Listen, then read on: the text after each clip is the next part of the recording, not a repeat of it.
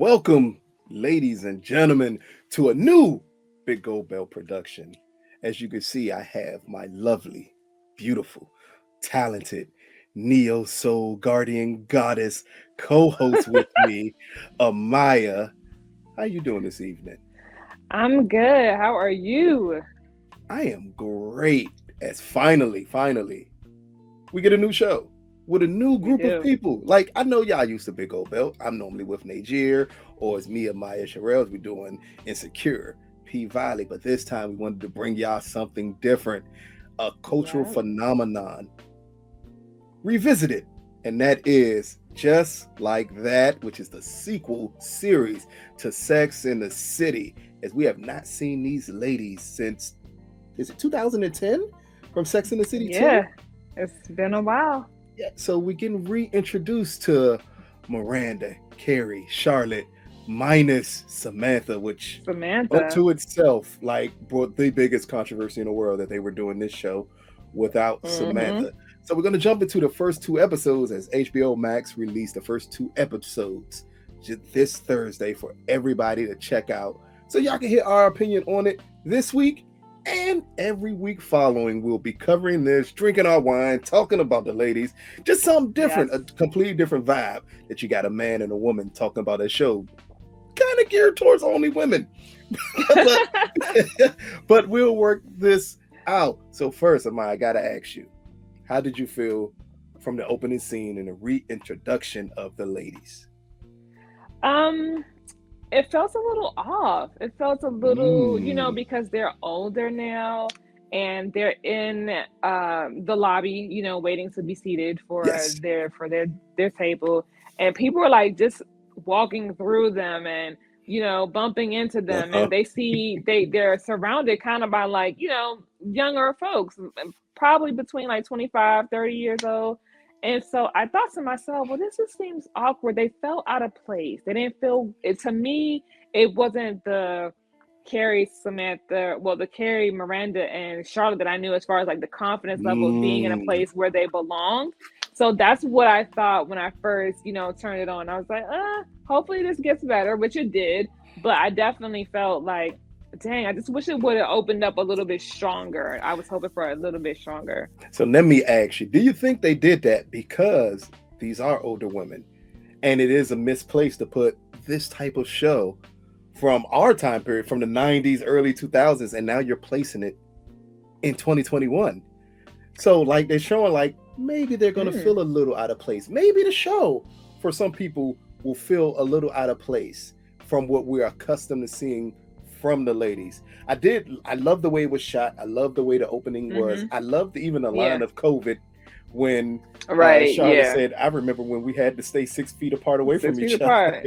And Miranda I said, missed that. I missed that. Like, Yes. again, that's that old Sex in the City humor that I think we've come accustomed to with the ladies. Now, what did you think about the introduction of what it looks like could be the new fourth member of the crew, Nicole R.A. Parker, showing up as Yes. Charlotte's best friend within the first 5 minutes of the episode? What, Mm-hmm. how did you feel that with losing a character, not only do they introduce a new female lead, but now a black female lead, something that this show was criticized before for not really showcasing a lot of. Yeah. I actually think that she fits very well. I've always been a fan of Nicole Ari Parker. And it's weird that her name, Nicole Ari Parker, right, NAP, and then they give her three names in the show, right? Exactly. And I think that's very interesting. But I actually like her presence. It's very Yes. like calm, yet yet still outgoing, still fits in. I noticed the ring on her finger. I said, oh, Hey. did she get married twice? Because it looked like she got two rings on. Okay. Um, and I thought that was very interesting. But I actually like the dynamic that they're leaning towards here. And I Yes. feel like with the missing of Samantha, which has been a very interesting storyline, how they're kind of keeping her Yep. here. Is yeah, I'm for it. I like it. Now, early on in this episode, it kind of sets a different tone from what we're accustomed to for Sex in the City. Sex in the City, the original series, was light, fun. Mm-hmm. This one tends to be a little grittier. a little more grounded. I'm guessing because the women are older, so they're like, okay, we need to ground this a little bit more to help people understand, like, they're older, they're not the same people. How did you feel about the tone? I know personally myself, it threw me off at first because I'm like, okay, wait a minute, this is not the sex, even from the movies, which are not that good. But even from the movies, this is still not the tone I was expecting, and it kind of threw me off a little bit. Did it also throw you off that this was the tone that they set? It threw me a little bit. Yeah, it definitely did, because I'm thinking about what the scene at the table where Charlotte is like, so are you gonna, and I'm thinking to myself, like, I thought to myself, she was talking about her hair. I knew instantly, because obviously, our parents are older. They have started to gray or fully gray. And even us ourselves, we're starting to get into the phase. It's like, I got a few gray hairs. I was like, no, I don't, but yeah, I thought that was very, like, it was shady, but it was genuine, because Charlotte has always kind of been like that. Yes. So, I was definitely like, and then Carrie's complete, like, disregard for the comment, or not even that we're going to talk about that in a second, because that was outlandish, but her kind of like moving on, like, we're too old to be talking about this stuff. This is going to happen, like, let's just move from here. So it went straight into, like, seriousness, even though they tried to make it light, because when Miranda mentioned that she stepped on a used condom, her son's used condom, right? First of all, ain't none of that shit happening in nobody's black household. Okay, that's number one. But number two, the way they made it funny but so serious, the tone that they set in the opening of the show was very much like, oh, life has drastically changed for us. The kid is no longer a kid, and we have matured into these spaces. So it definitely threw me for a loop. So I got to ask the audience, our first question, how much did the tone throw you all off? Let us know, because again, that's been one of the big critical moments of this show, is the tone, along with something else that Maya clearly brought up. These babies is grown. They're having sex in the house. Like, child. It's amazing that we get reintroduced to these characters and we forget, like, okay, two of these women were moms, and these kids are no longer little, whether it be Miranda's son, whether it be Charlotte and Lily. We remember when Lily was adopted, and now we see her as a teenager. Like, it's amazing. It completely throws everything for a loop. Agreed. But one of the things we have to bring up, and we would be remiss if we didn't, Sex and the City was always known for its fashion moments. Hello. What did you feel about, like, we got to bring up the dress for the girls, the Oscar de la Renta dresses that she picked up for the girls to wear, just along with everyone's sense of fashion in this episode. Like, for me personally, and not just because she's the black person on the show, but Nicole Ari Parker's outfit was amazing. Like, that was like a moment in this episode. Yeah. Do you feel like we're gonna get these type of moments from them? I know in the first two episodes, it's another moment we'll get in later on in this episode with Circa Jessica Parker, which was amazing from a fashion moment. But did you feel that way when you got reintroduced to him? Like, okay, I see that we still, like, we're still trying to be cutting edge with fashion here. Yeah, I did, and then I didn't in some spaces, right? Because I wasn't. So I'll say this. For me, Carrie has always been that character who's pizzazz and that type of thing.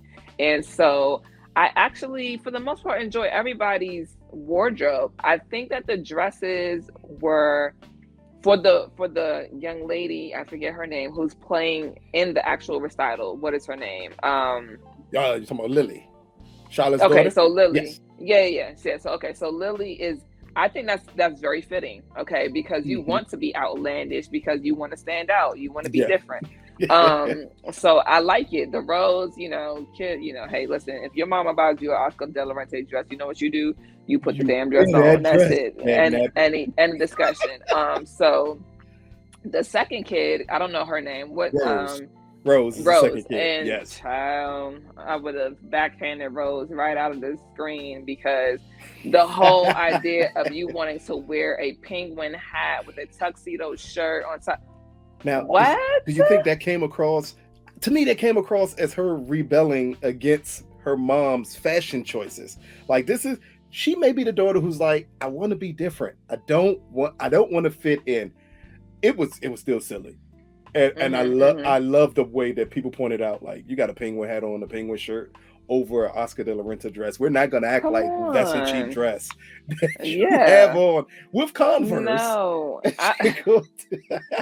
Listen, it was either wear the dress or stay home. That's what I would have. Those were the two options that I would have given her. But I do think that I think it's a real scenario, though. You know what I mean? Yes. Because for sure there are going to be parents who love to style, who love to dress their kids, and they're individuals, so they're going to want to go into the space of finding their own voices and their own style. But I do think that when you're a kid, you know, and she's a teenager, so it's very tricky, because it's like, on one hand, I want her to have freedom to be who she is and to, you know, find her own sense of style and fashion.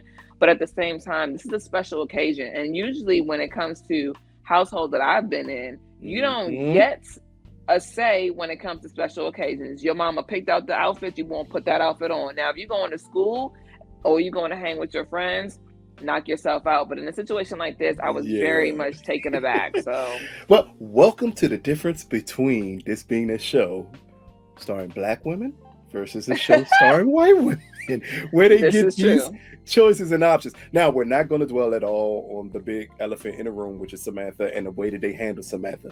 Let's just say she's not here, but they're going to attempt to make her here. But let's get into the full introduction of these women and how much they are still the same from the last time we met them. We have Carrie here, who's now an Instagram influencer, amazing, and a podcaster. We have Miranda, who is supremely woke on every level and back in school. She too woke. and it looks like possibly with a little problem that we're going to see later on as this show progresses. And then we have Charlotte, who is going to be Charlotte and obsess about everything humanly possible. Now, from these introductions, which one did you feel like, okay, this is the one I hope they focus on the most?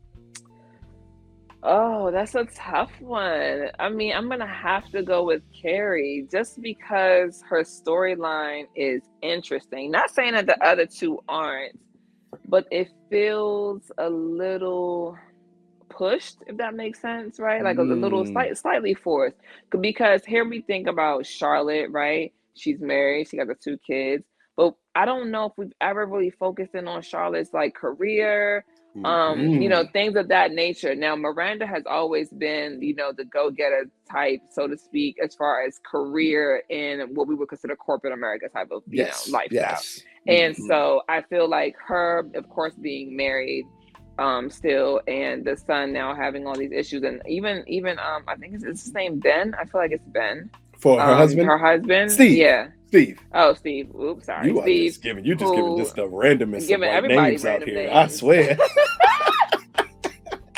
You know, Steve and the hearing problem, and it's good to see them still, you know, working together. Still, you know, everything is still going good so far as we've seen these first 2 episodes. But for me, they seem to be fully okay where they are, and they feel comfortable. I feel like Carrie is the most uncomfortable out the bunch. She's in this podcast series that she doesn't really know what to do. She's now trying to write a book, you know, her next book. So I feel like she's the one who's what they call a fish out of water, where the other 2 are pretty good being where they are. Because I think so far, especially out of the first 2 episodes, the image that we get of Miranda is maybe she no longer has the control that she's accustomed to having, and it's throwing her for a loop. One, we see her back in school. This is an older woman going back in school, trying to study a different form of law while dealing with a son who is as reckless as humanly possible, dealing with a husband who, what'd she say, 60% in one ear and 40% in the other ear that you can't hear. And then we see hints of maybe there's a drinking issue with her. And we say that as we drink wine while we watch this show.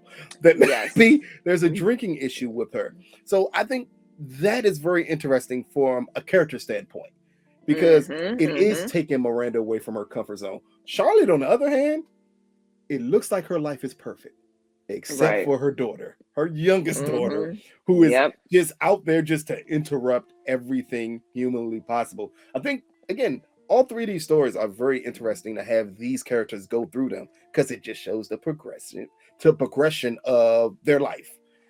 Nothing is going to be normal. Case in point with Carrie. And I'm going to ask you this question, Amaya, and our audience out there. Do you masturbate? And why do you masturbate?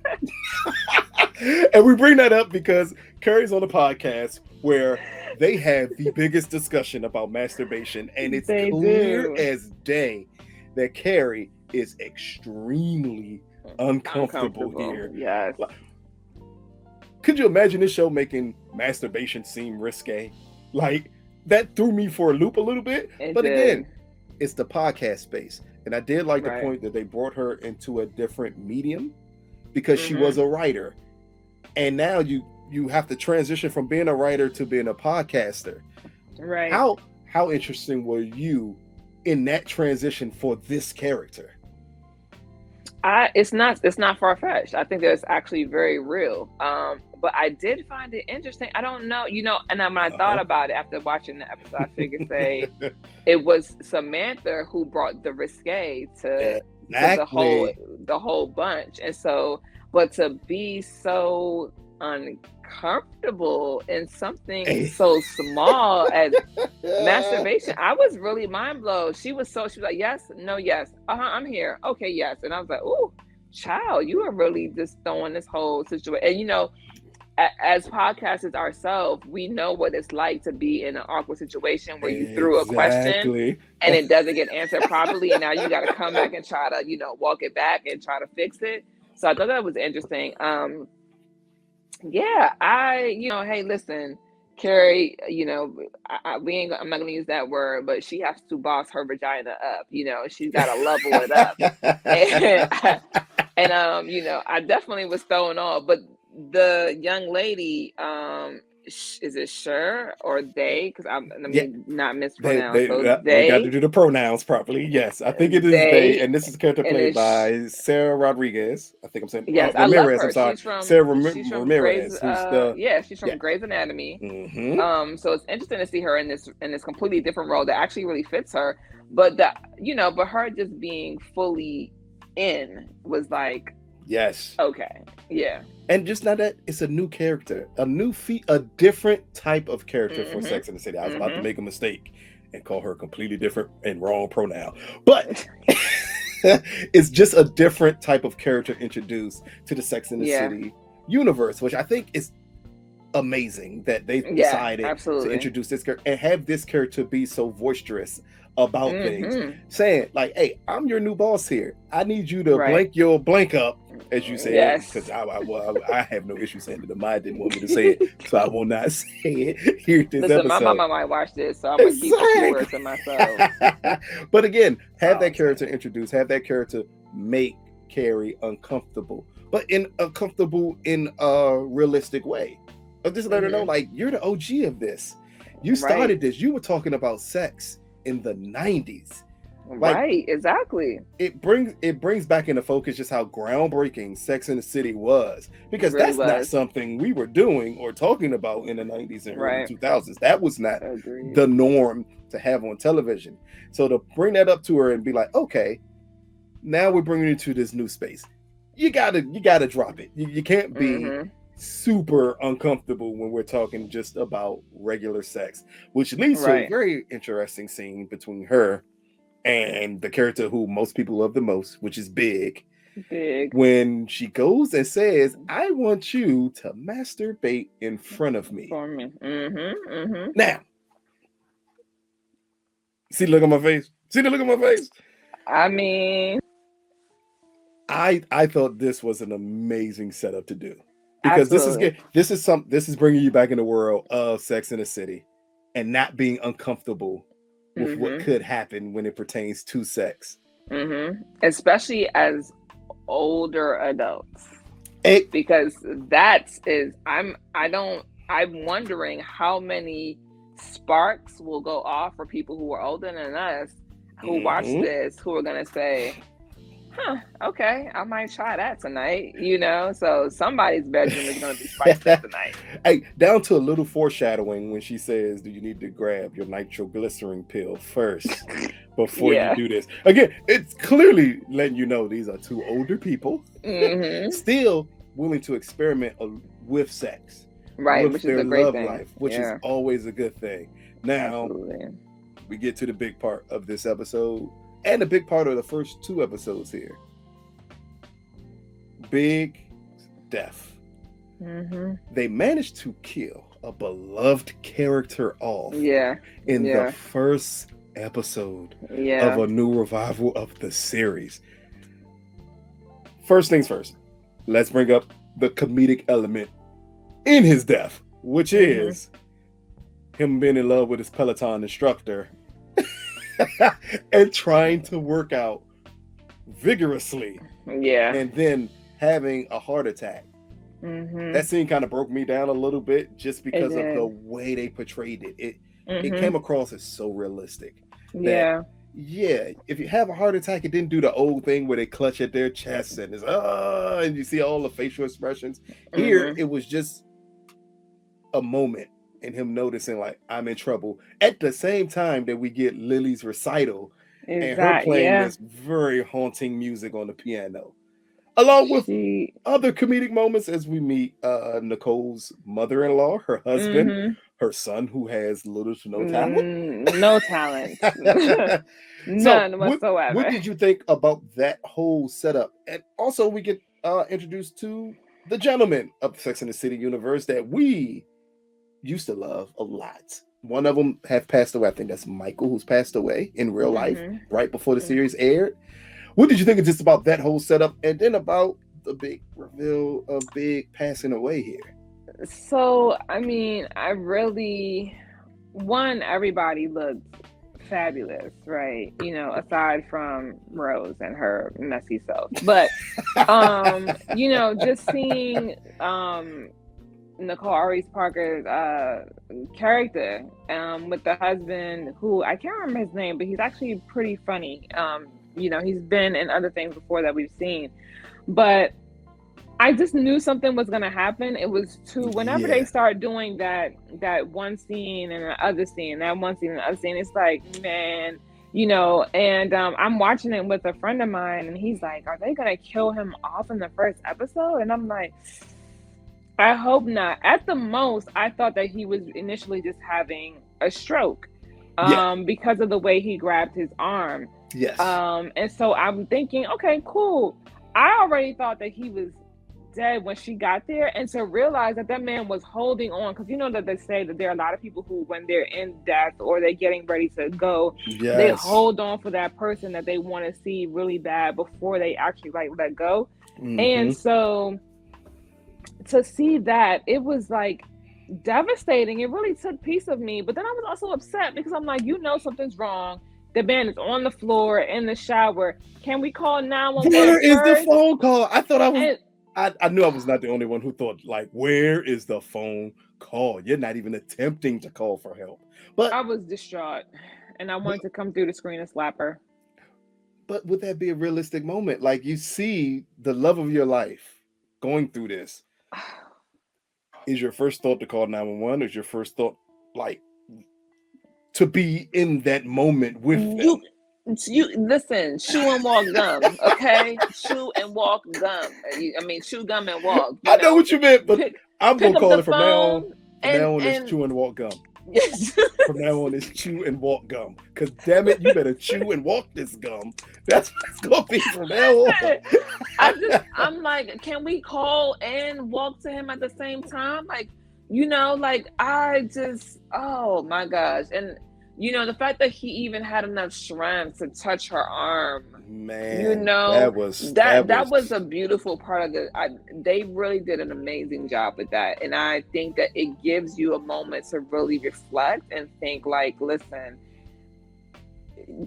don't take things for granted, you know. And then also, like, I think that was that moment where she realized how much he truly loved her. Yes. But also, like, it was just really tough to watch, you know. So Again, I think I think it that's the reason why we got both of these episodes back to back, because it was highly important. Because the last thing you want to do is bring back this show and leave that cliffhanger, which is technically the end of the first episode, but you don't want to leave that as a cliffhanger and leave the audience there, because at that point this went from the comedic drama that we're accustomed to with the Second City universe to this very dark drama that it becomes from her having to deal with Big's passing.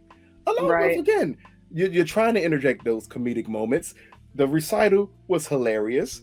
This some of the best moments in the world, from Miranda sneaking in. Purse wine and Nicole Ari Parker knowing she needed some, and then the husband saying, "Is it alcohol? Anything, as long as it's alcoholic, just pass it here." So I thought that was very good. I like that moment. Now, and the kids making out. Look here, come on. That's what I was about to get into that. Like, again, this boy here clearly has no boundaries. None whatsoever. He is making out behind his parents at a recital, and not like little making out. They are like big making out, going for it. Now that brings us to the close of the first and the beginning of the second episode, which the second episode mainly deals with Carrie dealing with Big's passing and Big's funeral. This is and I know I'm skipping ahead a little bit. Her dress at Big's funeral, the whole outfit was immaculate. My goodness. The headpiece. The shoes. It was top tier. It was Carrie. It was the Carrie Bradshaw that we know and love.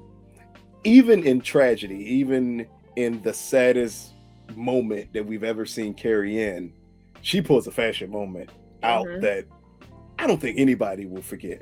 And I love the point that I'm always going to say his name wrong, and I know I am, which is Michael Cantalone. I know I'm saying his name wrong. And Willie Garrison. I called him Michael earlier. It's Willie Garrison. That is Stanford. That's Carrie's best friend. Yeah. From them, the moment they walk into Big's funeral and they say, Carrie thought enough to still give everybody a moment. A fashion moment at a funeral.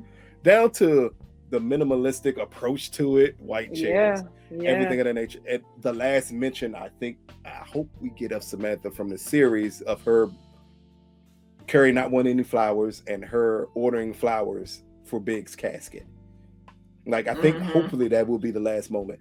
But what do you think of just about your friends sticking around with you during those grieving moments? Because I think that was a huge important moment of this second episode, of her friends stepping up for her and rotating to make sure that she wasn't alone. That's something that I absolutely believe is paramount. You know what I mean?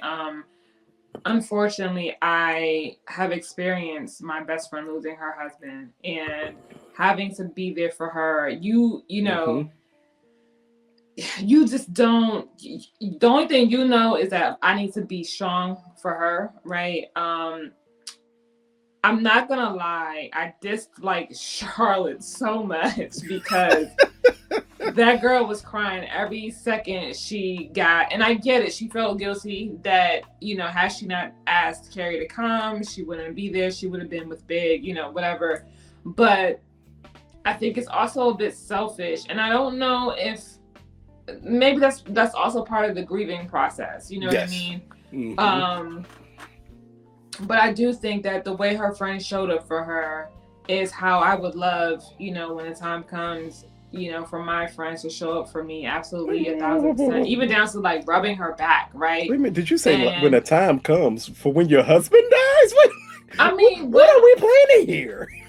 Listen, when it comes, it's gonna happen. Now, if he don't never show up, that's a whole different story. Then you just, I'm gonna just be in the bed with you. Then, it's just gonna do what it do.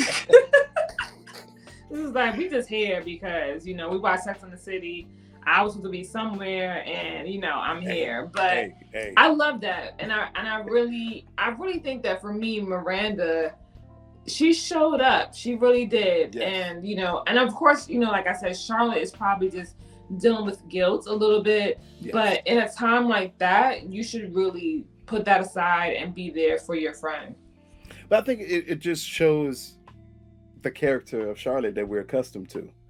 And Carrie said it best, like, the reason why I don't want her here, because she'll make it about her. And she didn't say it in a malicious way. She said it in a way like, I know my friend. I know my friend is going to make this about her. And Charlotte does have a certain amount of guilt, thinking like Carrie wanted to go away with Big. I asked her to come to this recital because the recital meant so much to my daughter. And that's like her niece. But if I didn't ask her to come, Big would still be alive.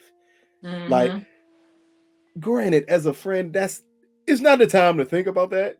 But from what we know of Charlotte, that's exactly what she would think about. Now, on this funeral, we get another issue with Miranda. As we see her, before anything starts, her grabbing another drink. Yep. Where do you think this is telegraphing us to go down to in this season? Again, not getting too much, not jumping too far in front of ourselves here, but this is the second time within these 2 episodes that we saw her get a drink in an inappropriate way, or even ask for alcohol in an inappropriate way. Right. Because she got alcohol before her class started, correct? Yes. Remember when she went to the bar and they was like, we don't serve to 11, and she said it's 11 o'clock somewhere. Like, this is first thing in the morning. Like yeah. Is it an escape, do you think? That she's trying to like escape her reality of what's going on in her life, or is she just like losing it? No, I think she's overwhelmed. I think that she's overwhelmed. She's going back to grad school. Yes. Let's just say mid 40s, early 50s, because we're not really sure what the age range is. But to go back to to grad school at that age, especially, in a time where you're coming right out of the pandemic, and she might have been coping throughout the pandemic with the alcohol. But I definitely think when I saw her go to the bar at the wedding, right? Because I felt like, okay, it's just nerves. At the funeral. Oh, the funeral. I'm so sorry. Yes, the funeral. When I thought that, when I saw her going to the bar, the time before class, I figured, okay, she's just nervous and it's a lot going on. But to see her do it at the funeral, and the funeral, again, the bar had not even opened yet, and the woman is looking at her, giving her this side eye, and I'm like, she's really about to guzzle this at the funeral right before everything happens. Something is going on with her. Something is deeper there, and I think it's a self thing. I think if we think about the things that are going on in her life right now, school. Your son clearly has 0 boundaries. His girlfriend, 0 boundaries. Your husband has lost some of his hearing, and now your best friend has lost her husband. Yes and no, but that doesn't require as much drinking as what she's currently doing. And I also am interested in seeing how Carrie and Charlotte react to it, because they always drink when they're together. Which creates another issue. So we got to ask the audience another question here. What do you think Miranda's drinking is going to lead to? We kind of know what sitcoms or television shows tend to do when someone has a drinking problem. Do you think we're going to go down the traditional route, or with it being Sex and the City, will they give us something completely different? So again, I want y'all to think about it. Let us know in the comments what you think about it and how that is going to happen, because that is one of the most interesting things to me in this episode was Miranda going through these issues. Now, moving forward here, the funeral and everyone's silliness, whether it be Big's assistant, who, as Carrie said, you have to call her Big's assistant. She doesn't want to be called anything else. To her best friend Stansford being the rudest gay man in America at that moment in that funeral. Like, the characters, while Carrie is grieving, even when we see that Carrie is attempting to hold everything together, what do you think? Where do you think that could possibly lead to? I have my thoughts that this could lead to issues with her not grieving properly. What did you see from that? Oh, absolutely. Absolutely. I think that unfortunately, having seen it firsthand, it's different because my friend has kids. So, but the Yeah. ball keeps rolling. Hmm. But I think that Carrie is in a space of semi denial. And, but also her job is kind of on the line, but not really, right? But still, Yeah. she needs to pull it together. So I Yes. feel like she's thinking, I do need to grieve, or I want to grieve because he's not here, but I also can't like stop, the ball from rolling, basically. I do think that it's going to. I think she's gonna be honest with her Yeah. friends in Hmm. the episodes to come, because I do like her moment of honesty with Charlotte and being like, "Hey, this is why I called Stanford over you." You know what I mean? Yes, And that you've was been a making it great about moment. yourself. So I think that going forward, she will have to find her new truth that doesn't look like her truth when she was with Big. So it's going to be interesting to see how this plays out. But I do feel like she will have her spurts. That's what I'm Yes. gonna call them. The self-medicating moment that we get in the episode where she asked Miranda for her pills, and Miranda was like, "No, you're 5 hours away. I can't give you another set of pills." Yeah. And Carrie then sitting down and saying, "I finally realized just how long 5 hours 5 hours is. is." Like, that was a real moment there, because when you're going through something, you need that friend who's going to be like, "I'm not going to give you this. I'm not going to let you self-medicate yourself into a coma. You got to wait this out." And for her Right. to say then, like, because this is her first time, I want to say possibly her first time really dealing with Big's death, because she can't drug herself to not think Mm-hmm. about anything. She has to experience all those waves of emotion that happens to it. To me, that was the biggest key moment of the second episode. Now that we're coming up on our time, I gotta ask here, what are your thoughts about the first two episodes in And Just Like That? I am. I'm proud of them. I'm proud of what they gave us. Mm-hmm. They gave us splashes of humor, but they gave us the real, because all the things that we saw are things that happen. Yes. And I like that they're adding the new diversity in the bunch. I will say Mm-hmm. the only thing that really threw me was the professor that Miranda has, right?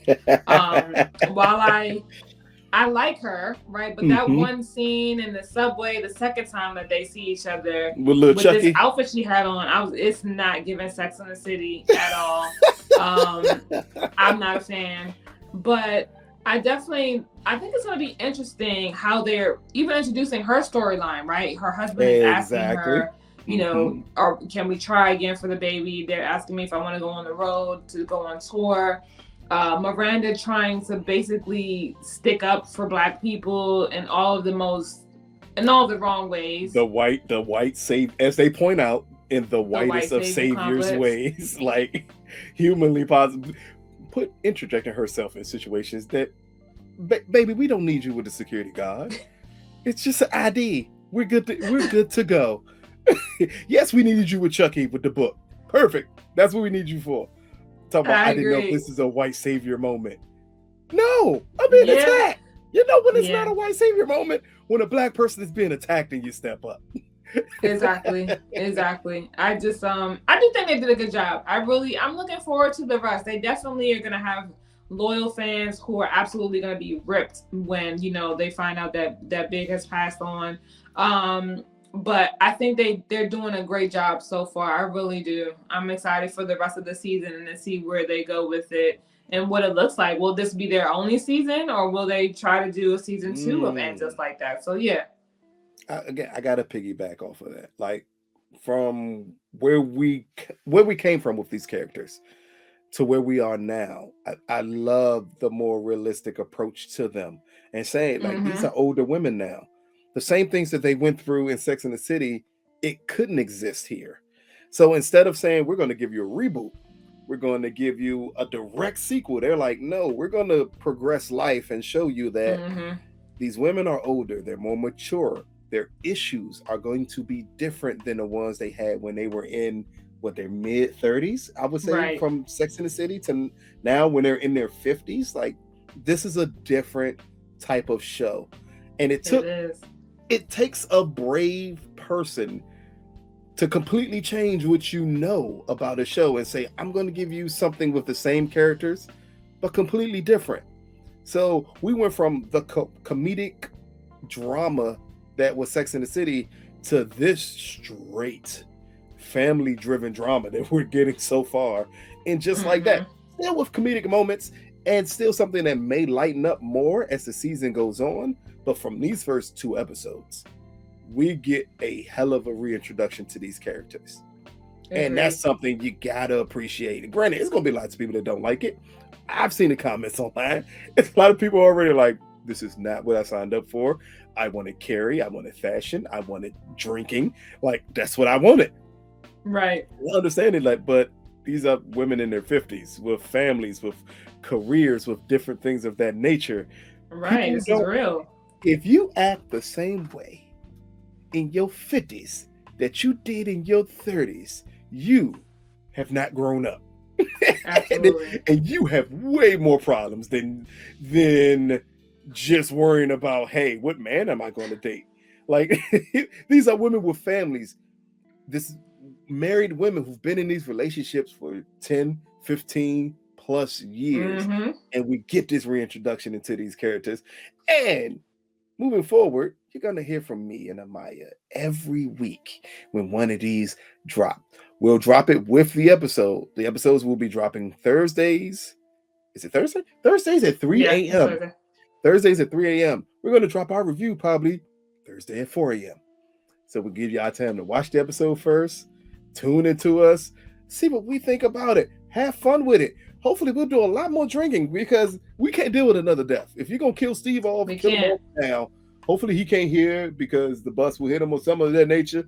Maybe we'll kill Miranda's son because this little dude is just screwing everything that moves. Because I'm tired of the used condoms. I really am. I'm already tired. Listen.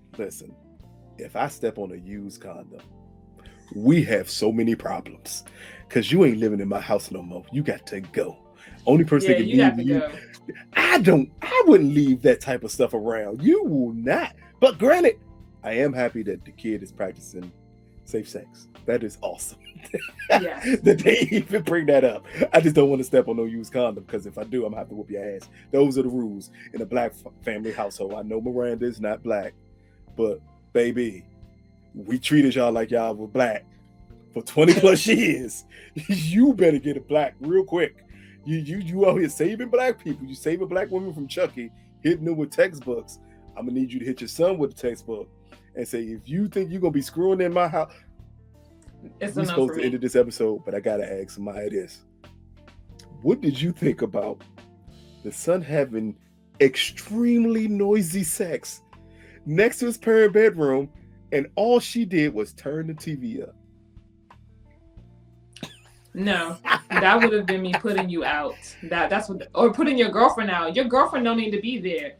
It's time to go. I'm busting in. I might see some things that I don't want to see. I'm busting in. Hey, ma'am, get your stuff. You gotta go. Go back to your parents' house. And if you want someone to have sex, go to her parents' house next time and see if they fly with that. And if it works, you stay over there. Because what you won't do is have noisier sex than me. And you're not gonna have the art piece on my wall shaking while you having sex on the opposite side? Oh no. So again, you'll catch us every week as we give reviews of Just Like That. This has been another Big Gold Belt production. Peace, people.